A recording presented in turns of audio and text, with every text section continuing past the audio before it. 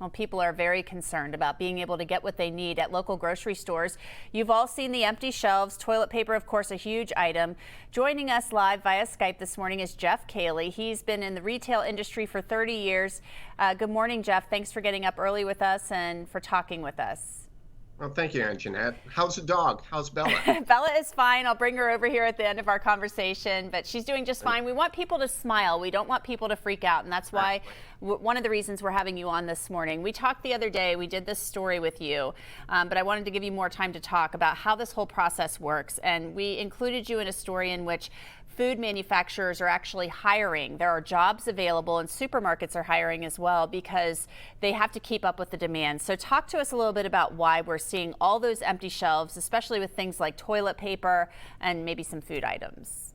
Absolutely. Well, as we talked, everything was fine. And then, I think when President Trump announced the federal emergency, people started to say, I need to load up on groceries, I need to load up on everything. So everybody went to the store. I would compare it to the day before Thanksgiving, but it was the day before Thanksgiving for several days. And we're in March, and March is not a big grocery month. We don't have any big holidays. We don't have Christmas or Thanksgiving, or there's nothing really creating this supply need by grocery stores to hit a big demand.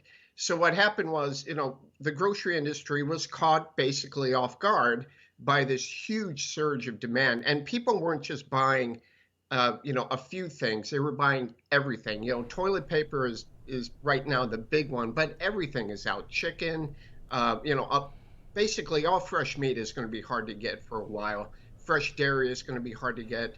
Fresh produce is going to be hard to get. A lot of staple items, not just toilet paper, but things like spaghetti sauce, pancake mix is out in the stores. Pancake syrup, soup is another thing that people just stock up on.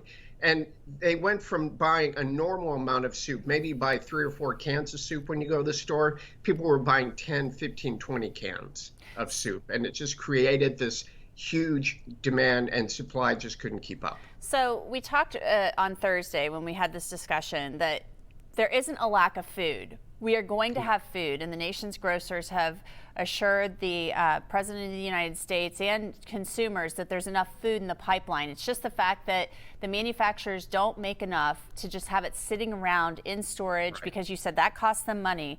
It's just getting that pipeline up and moving to fulfill that demand, right? Exactly. That is exactly. I'm a food producer, and that is exactly what we're doing. We are revving up our plant. We're running 100% every day. We do honey and maple syrup for many retailers like Kroger, and that is what we're doing. We're trying to fill up that pipeline. And I wanted to kind of shout out to, we've been talking about the heroic efforts being made in the stores. And yes, store managers on down to the people who stock the shelves are doing a great job.